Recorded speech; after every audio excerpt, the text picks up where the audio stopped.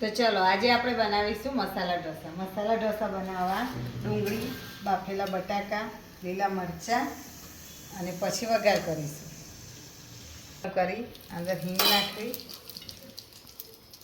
લીલા મરચાં, ડુંગળી તળવું.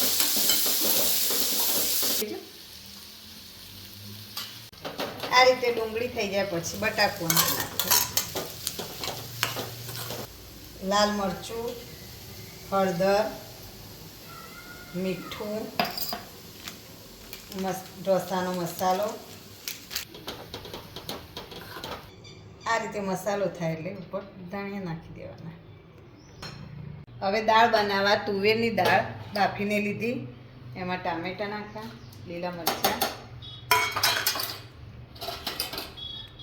હળદર, લાલ મરચું. મસાલામાંથી થોડો મસાલો એડ કરો. આ ધીમા તાપે ઉકળવા દેવી દાળ.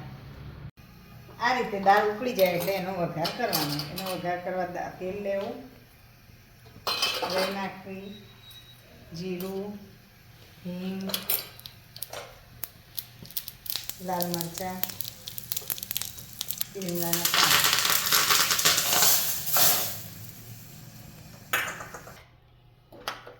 આ રીતે સંભારની દાળ તૈયાર.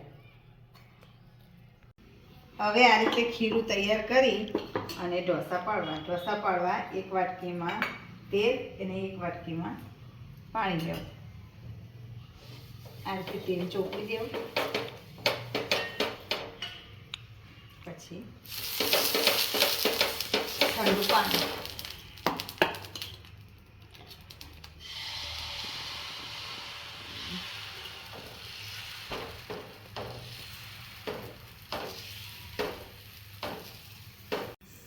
આ રીતે ઢોસો તૈયાર થાય એટલે અંદર મસાલો એડ કરવો.